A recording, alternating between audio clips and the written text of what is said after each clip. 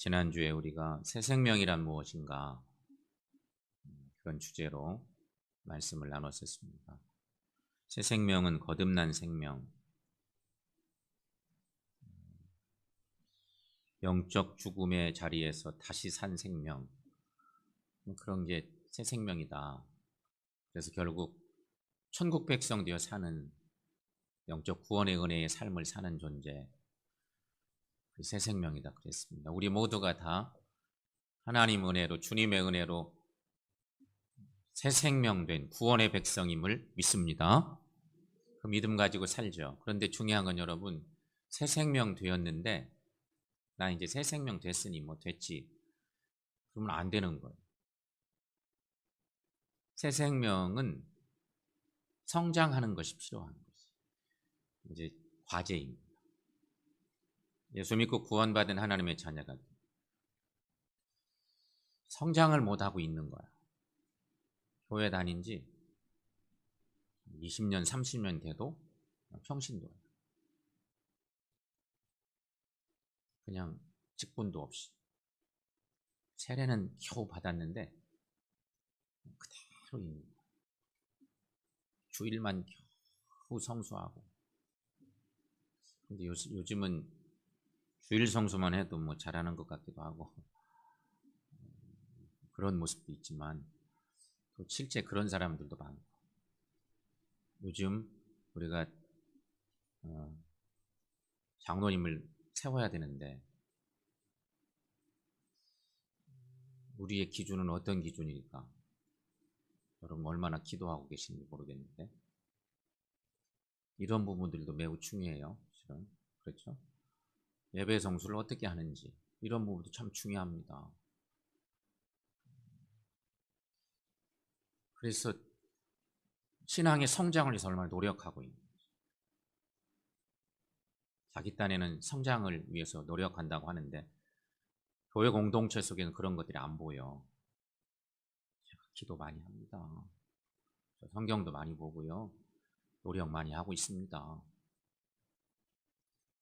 함께 훈련합시다 그런 데는 참여를 안 하는, 예를 들어 그런 사람들이, 그러면 쉽지가 않은 거예요. 교회가 왜 있어요?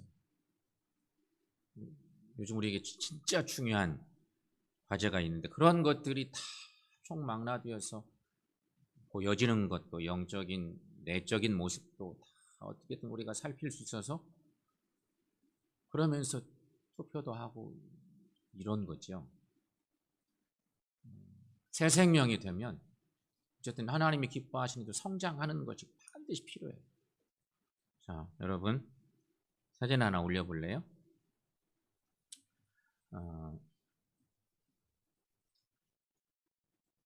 생명의 성장을 사진 하나에 담기가 쉽지가 않은데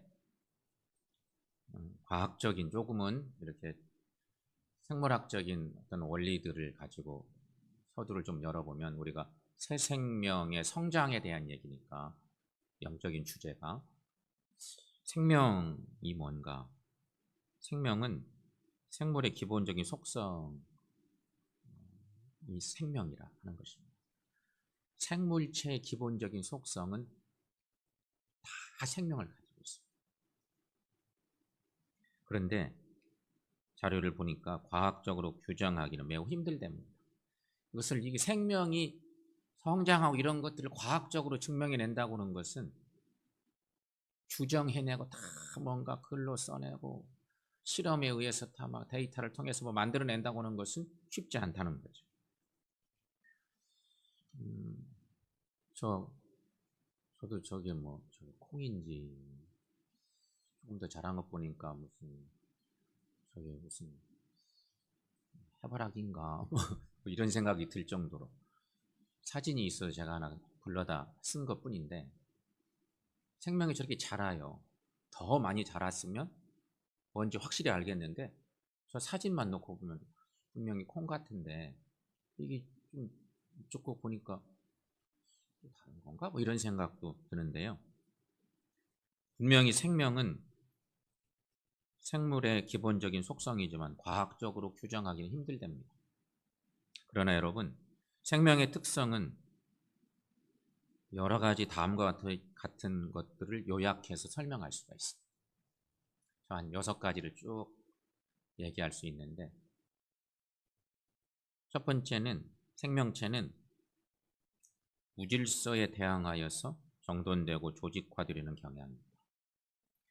무질서한 세계는 더욱 혼란한 상태로 되려는 경향들이 많은데, 무질서한 세계, 제가 이 자료를 읽으면서 무질서한 세계는 더욱 혼란한 상태로 되려는 경향이 있지만 생명체는 무질서에 대항하여서 정돈되고 조직화되려는 경향이 있다.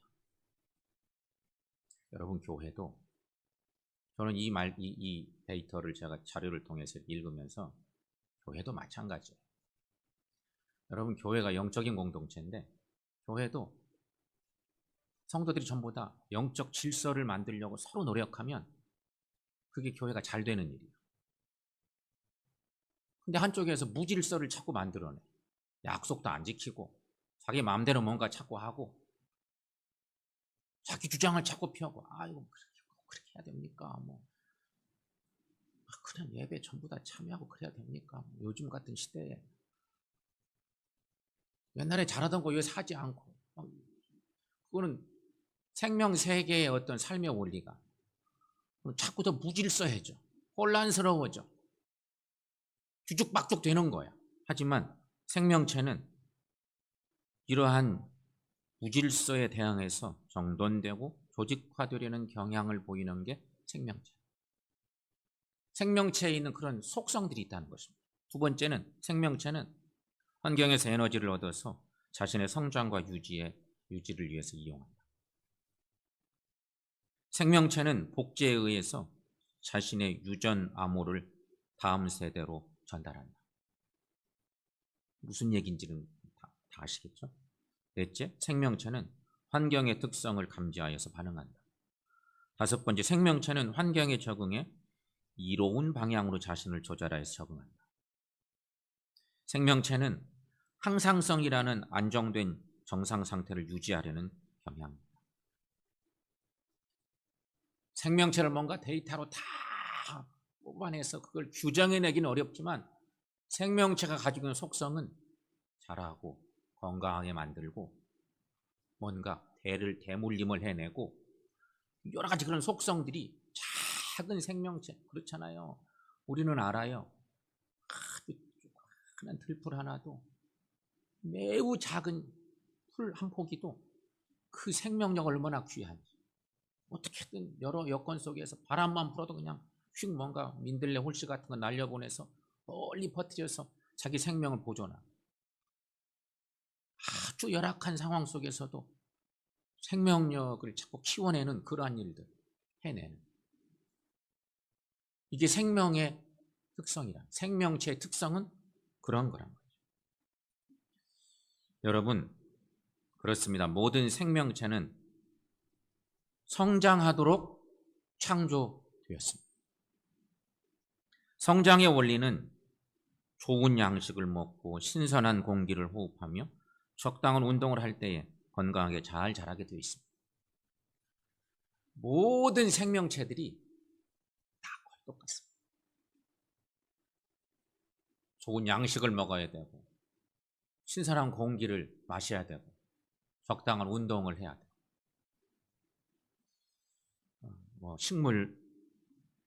식물도 마찬가지예요. 동물은 더더욱 그렇고, 봄 되면 이렇게 막 바람이 많이 불잖아요. 바람 불면 나무가 막 이렇게 흔들리는데 그것도 다 이유가 있어요. 나무를 막 바람으로 흔들어 줘야 돼. 그래야 제대로 막 물도 오르고, 이래서 잔 가지까지도 잘 이렇게 가서 역할을 할 수 있는 거예요. 모든 생명체의 성장 원리는 이런 원리를 갖고 있어요. 그렇다면 여러분, 영적 세계의 성장 원리도 마찬가지랍니다. 우리가 주목할 것은, 우리가 지금 생각하려고 하는 영적 성장에 대한 얘기를 합니다. 영적 성장을 생각하다 보니 여러 생명의 성장 원리들을 지금 우리가 훑어본 것 뿐이죠. 영적인 생명이 성장하기 위해서는 영적인 양식을 먹어요. 당연하죠? 영적인 양식 먹고 영적인 호흡을 하고 영적인 운동을 해야 돼요. 이것이 오늘 말씀의 요지입니다. 이거 딱 생각하면 사실 우리가 모르는 바가 아닌데 알지만 실천을 안 합니다. 아니 나중에는 알고 있던 것도 까먹기도 하죠. 뭐 내 방식대로 살다 보면 이까짓 거 뭐 이런 거 안 해도 되는 거지 뭐. 근데 여러분, 교인들 중에 중직자들 중에 이런 원리들을 중요하게 생각하고 이걸 지켜가려고 애쓰면 교회 공동체는 생명력을 더 강화시킬 수 있는 거죠. 이런 것들 잘 안 해. 굳이 뭐 그런 거 해야 되나? 세상적인 어떤 삶의 여건들이 얼마나 복잡하고 힘든데 요즘 그런 것까지 굳이 해야 되나? 그런 거 안 해. 그럼 영적 세계의 성장은 더딜 수밖에 없어요. 새신자들이 우리 교회에 막 뿌려져도 좋은 영향을 받고 자라야 되는데 좋은 영향을 받으려다가 이상한 안 좋은 영향을 받다 보니 자라다 말아. 그렇습니다, 여러분. 영적인 생명이 성장하기 위해서는 영적인 양식을 먹고 영적인 호흡을 하고 영적인 운동을 해야 됩니다. 그렇다면 어떻게 해야 새 생명이 성장할 수 있을까? 이미 답은 양식, 호흡, 운동 이 세 가지를 미리 결론을 냈습니다. 영적인 양식과 영적인 호흡과 영적인 운동. 이게 뭔가 적용해 보도록 하겠습니다. 첫째, 매일 성경을 읽어야 한다는 것입니다. 지난 주일의 말씀 서두에 성경 읽는 거 좋은 거 알아. 성경을 읽고 기도 생활해야 돼. 근데 그거 쉽지 않아요. 여러분, 말씀을 가까이 하지 않고 기도를 잘 하지 않으면 어떻게 되겠습니까? 새 생명인 우리가 예수님을 알긴 아는데 그냥 얼굴로만 알아. 주님을 닮아가야 되는데 닮아가기가 어려워. 주의 일꾼들이 예수님의 마음을 잘 모르고 주님을 닮아가지 잘 못하면 때마다 일마다 주님과 맞서기 쉬워. 그건 당연하죠? 주님을 잘 모르니까. 그래서 우리는 끊임없이 예배하고 또 말씀 보고 기도하고 그런 건데 첫째는 매일 성경을 읽어야 된다는 거죠. 왜냐하면 네 가지를 여기서 자세히 들어가 볼 건데 간단하게 찾을 거예요. 매일 성경을 읽어야 되는 이유 첫째는 성경은 하나님의 말씀이기 때문이다.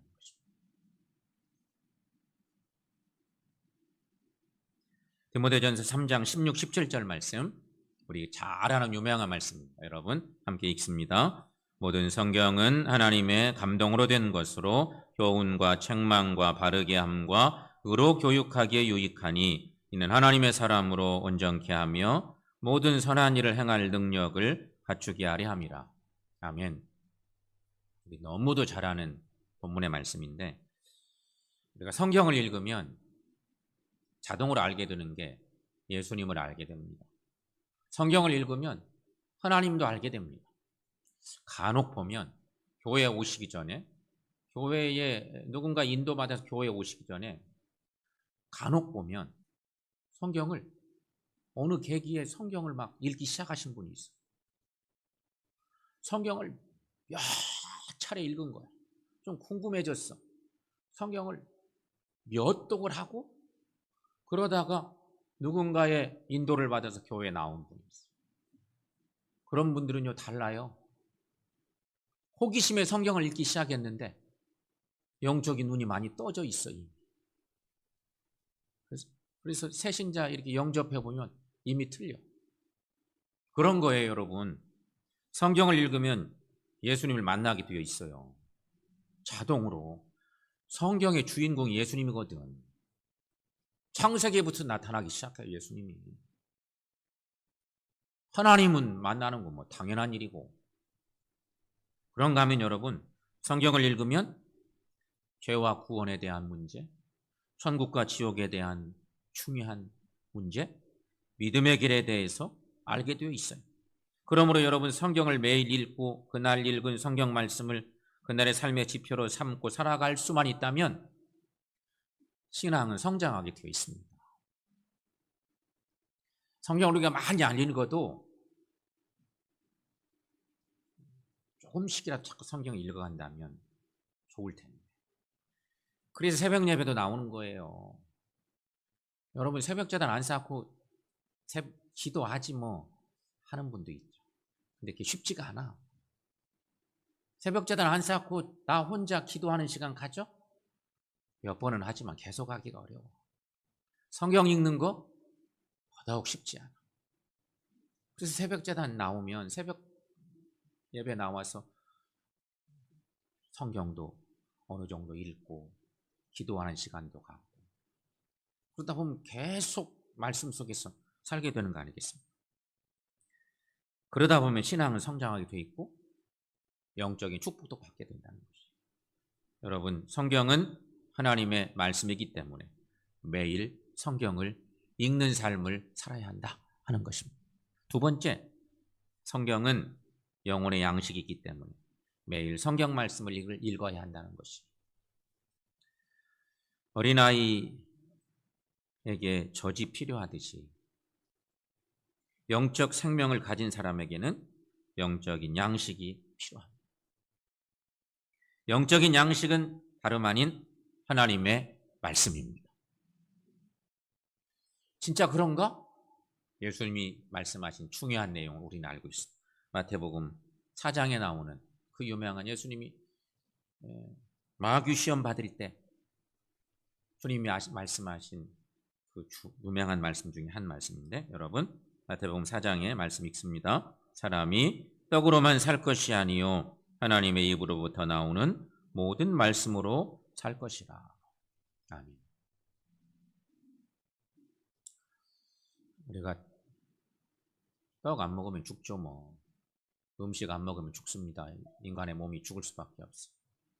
그런데 사람이 떡으로만 사는 것이 아니고 하나님 입으로부터 나오는 말씀으로 살 것이라고. 주님이 주신 말씀. 주님은 그렇게 말씀하셨어요. 그런가 하면 베드로도 오늘 본문에서 이렇게 말하고 있는 거예요. 오늘 본문의 말씀. 베드로전서 2장 2절 말씀. 글자가 좀 작은데 자, 함께 읽습니다. 갓난아이들이 순전하고 신령한 젖을 사모하라.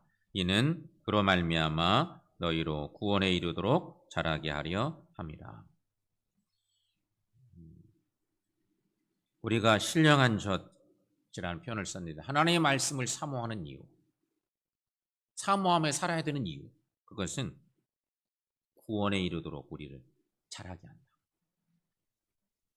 그렇기 때문에 말씀을 가까이 하고 살아야 된다는 것입니다. 세 번째, 성경은 우리의 삶의 길을 안내하며 인도해 주기 때문이다 하는 것입니다. 성경은 우리를 천국길로 인도하는 이정표와도 같습니다.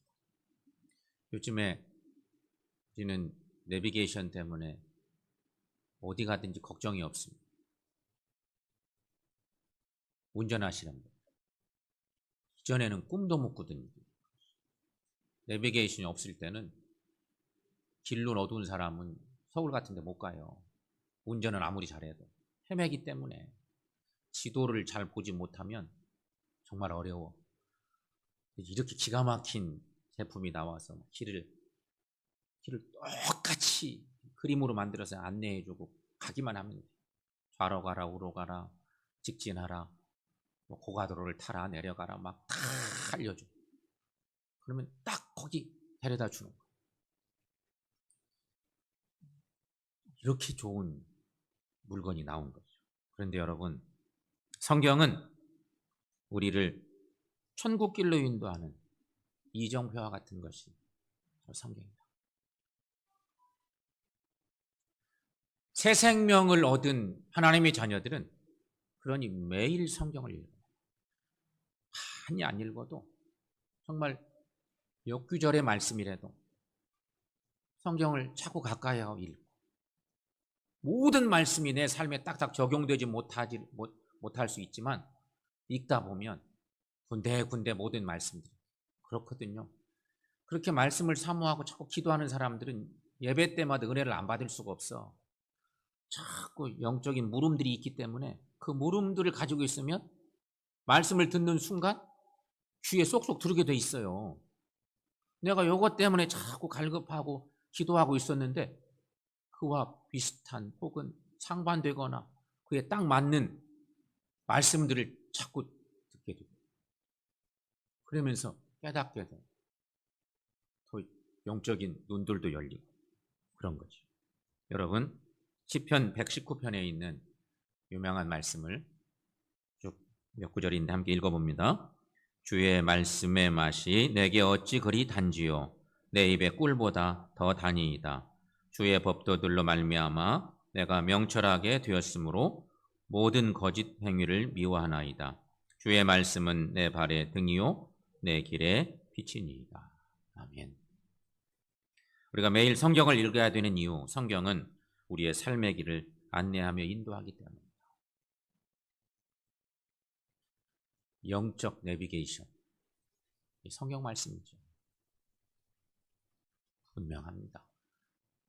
새 생명을 얻은 구원의 백성 된 우리는 하나님 말씀을 붙들고 씨름하며 사는 거죠. 하나님 말씀보다 더 뛰어난 하나님의 계시물은 없어요. 여러분 믿습니까? 어떤 목사들이 특별 계시물 그래서 막 뭐 만들어내면 그건 전부 다 3단, 4단이야. 그 문제가 있어. 근데 그런 거에 일부 교인들은 현혹돼요. 최고의 영적, 이 시대 최고의 하나님의 계시물은 성경이에요. 그걸 뛰어넘을 수가 없어요. 그래서 말씀을 가까이 하는 거죠. 네 번째, 성경 말씀은 죄를 이길 힘을 줍니다 하는 것입니다. 우리가 말씀을 늘 읽어야 하는 이유, 성경은 죄를 이길 힘을 준다. 신앙생활하면서 우리가 문제가 되는 것은요, 신앙이 좀 성장했다 싶을 때 생겨나요. 영적인 호기심을 갖고 열심히 말씀을 정말 탐구하고 그러던 사람이 신앙이 성장하는데, 성장하는 어느 시기에 올라왔는데 그때 문제가 생길 수가 있어요. 세상은 갈수록 죄가 홍수를 이루고 있습니다. 인간의 양심이 무뎌져 가고 타락하여서 선과 악의 기준이 흐려져 가고 있습니다. 시대가 그렇죠. 그런데 성경은 선과 악을 분별하는 척도요 기준입니다. 하나님의 말씀은 살았고 생명력이 있어서 죄와 악을 이길 능력이 있습니다. 우리가 잘 아는 히브리서 4장 16절 말씀, 여러분 거기 함께 읽어봅니다. 함께 읽습니다. 하나님의 말씀은 살아있고 활력이 있어 좌우의 날선 어떤 검보다도 예리하여 혼과 영과 및 관절과 골수를 찔러 쪼개기까지 하며 또 마음의 생각과 뜻을 판단하나니. 아멘. 너무도 잘 아는 유명한 말씀이죠. 교회가 지도자를 세울 때쯤 되면 걱정이 많죠. 교회 전체가 기도 제목입니다. 교회 지도자를 세우는 일은 쉬운 일이 아니에요. 교회 미래를 담고 있기도 합니다. 지도자 잘못 세우면 목사 장로가 다 똑같은데, 목사 장로 잘못 세워놓으면 교회 망합니다. 한마디로 말하면 어마어마한 걸림돌이 됐습니다. 그래서 지도자를 잘 세워야 돼요. 그런데 지도자를 세우는 일을 하다 보면 시험에 빠지기가 쉽습니다. 인간적인 그런 것들이 막 이 후보군들에게 그런 문제가 생기기가 쉬워요. 여기 추대받는 것은 좋은데 이제 다음 주에 우리가 주일날 투표를 할 거예요. 그리고 이제 결과물이 나왔어. 우리가 막 기도하는 시간을 많이 갖지 못한 가운데 투표를 하기도 하는데, 기도하는 시간을 많이 가지면 가질수록 좋을 텐데, 투표를 하고 난 뒤에 세움받는 사람은 엄청난 헌신을 다짐하고 무거운 책임감을 가지고 마치 멍에를 매듯이 그 멍에를 메고 주의 교회를 섬겨가야 될 더 큰 걸음으로 나가야 될 일꾼이 돼야 되고, 뽑히지 못한 사람은 나를 돌아보고 신앙적으로 자숙하고 내가 뭐가 부족했을까 이렇게 돌아보면서 신앙적으로 더 깊이 들어가야 되는데, 그게 우리 바람인데 간혹 그러지 않은 경우가 생겨요. 결과물이 나오면 내가 말이야 교인들에게 이 정도밖에 안 됐나? 이 인간적인 생각이 막 불쑥불쑥 들면서 시험이 확 드는 거예요. 그래서 뭐 잠깐 쉬어야겠다는 둥, 뭐 교회를 못 나가겠다는 둥, 이런 일이 생기는 거예요. 교회마다 이런 일이 있어요. 나를 이렇게 몰라? 내가 얼마나 애썼는데? 공로의식 같은 게 막 생겨나니까. 여러분, 하나님의 말씀은 죄를 이길 힘을 준대요. 말씀에 잘 이렇게 붙들리고 그 말씀에 은혜 받고 살면 이런 교회 중차대한 일들을 앞에 두고 있을 때 그 일꾼의 후보들은 나름대로 기도하고 정말 하나님 앞에서 나를 바로 내려놔 보고 하나님 뜻 앞에 순종하고 나가고, 어떤 결과가 나와도 주님 뜻에 순종합니다, 뭐 이러고 나갈 수 있는 힘은 말씀에 있어요. 평상시 그런 신앙생활을 해야 돼요. 사랑하는 여러분, 매일 성경 말씀을 읽는 삶 살아가서 우리에게 주신 새 생명 은혜를 우리가 받고 사는데, 주님이 사랑하는 이 영적 생명을 잘 성장시켜내는 우리 모두가 될 수 있기를 축원합니다. 두 번째, 큰 제목 속에 두 개가 들어있습니다. 기도 생활과 전도 생활에 힘써야 한다 하는 것입니다. 첫 번째는 기도는 영적인 호흡입니다. 그러니까 잘하는 얘기. 말씀은 양식이에요. 건강한 영적인 양식을 먹어야. 말씀은 양식이에요. 양식을 먹는 거. 두 번째, 영적인 호흡을 하며 사는 거. 기도예요.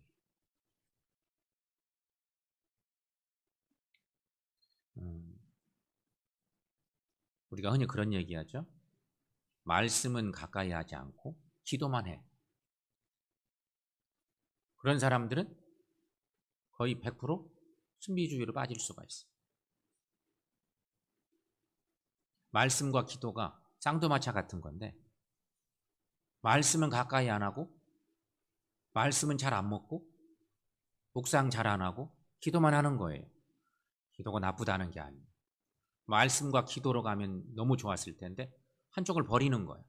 아이고, 읽기도 힘들고 나는 기도하면서 은혜 받는 게 훨씬 나아. 물론 좋죠.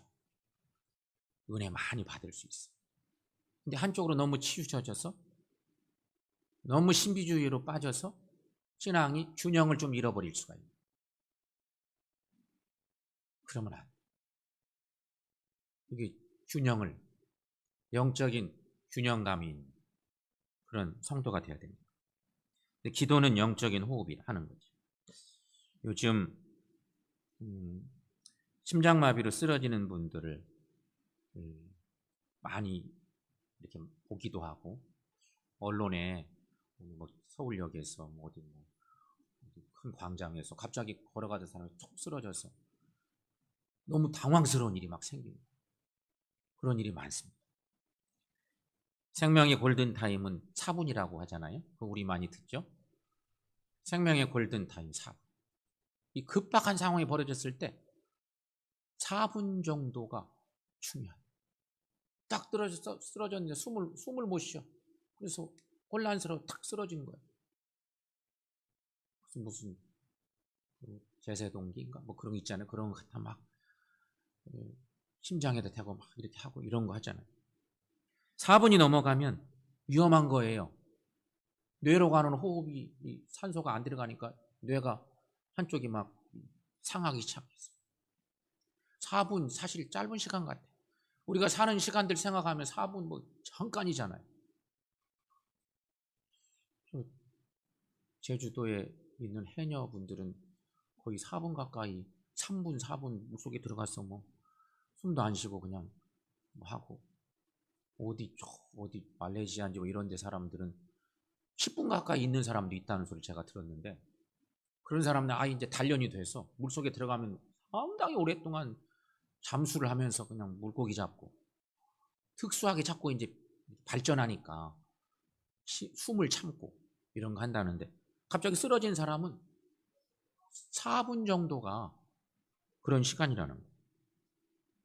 이 시간이 넘어가면 치명적으로 회복할 수 없는 상태가 옵니다. 그러니까 여러분 호흡이 중단되면 사람은 죽는다는 거예요. 4분 정도의 결정력.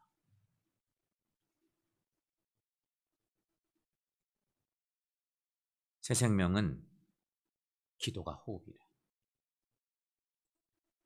그렇죠? 새 생명은 거듭난 생명을 새 생명.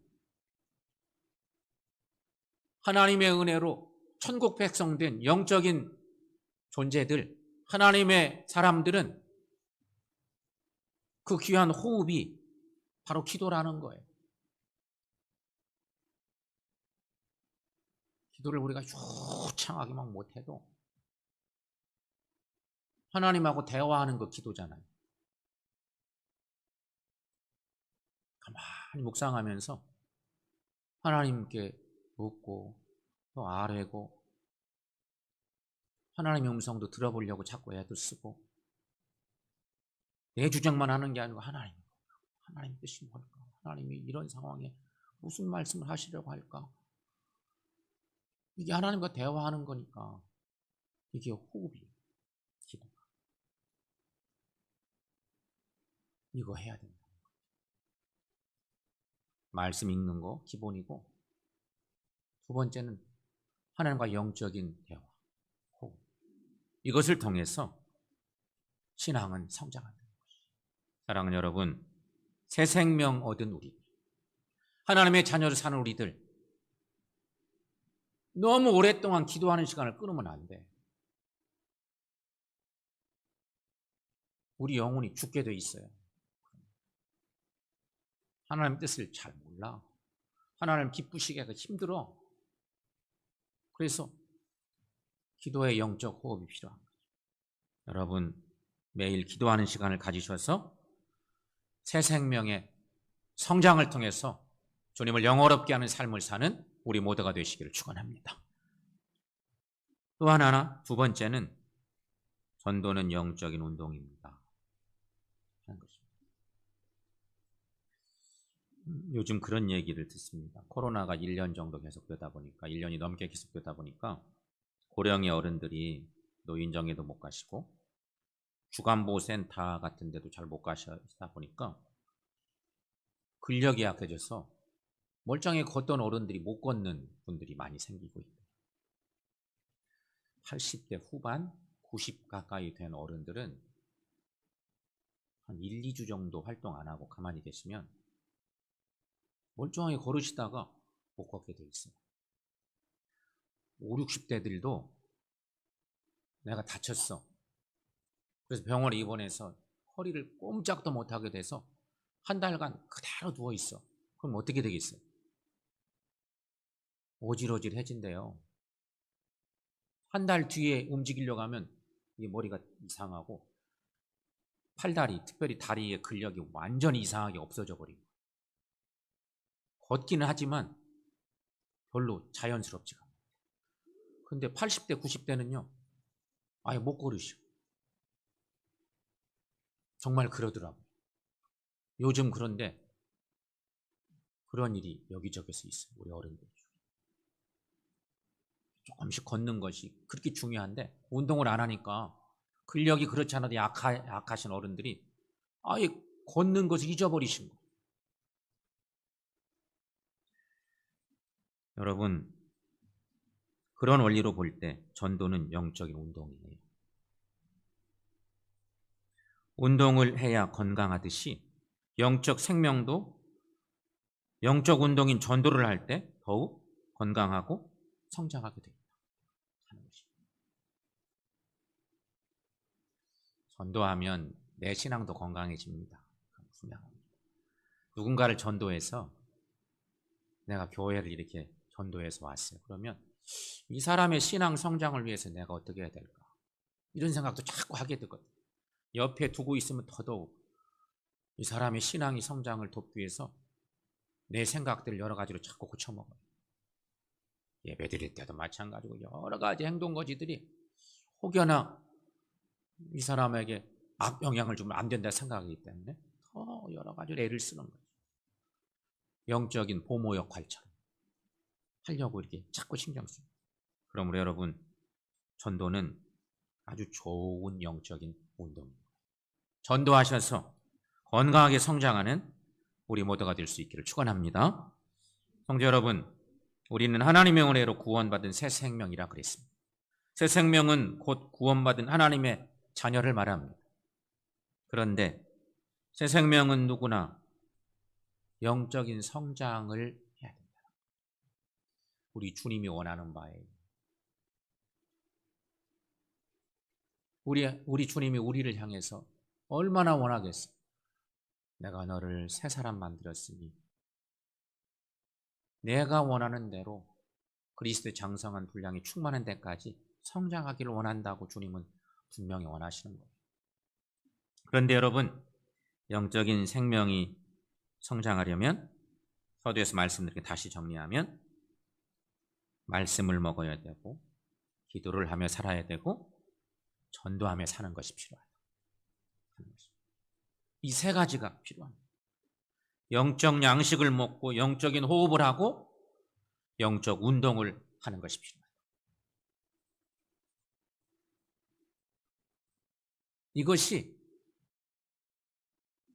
새 생명의 성장을 돕는 영적 영양제들 같은 것입니다. 이 세 가지 원리가 반드시 필요합니다. 말씀, 기도, 전도. 우리가 혹시 지금 그동안 신앙생활 하면서 사람마다 좀 다르겠죠? 내게 부족한 것이 뭘까? 여러분 묵상해 보시고 이렇게 좀 체크되는 것이 있으시다면 이 중에 약한 부분들을 채워낼 수 있도록 더 열심을 내시고 말씀을 읽고 기도 생활을 하고 또 영적 운동인 말씀을 전해서 전도하는 일들을 통해서 하나님께서 원하시는 영적 성장을 이루어서 우리 주님을 기쁘시게 하는 신실한 믿음의 사람들을 살아가는 저 여러분들 모두가 다 될 수 있기를 축원합니다.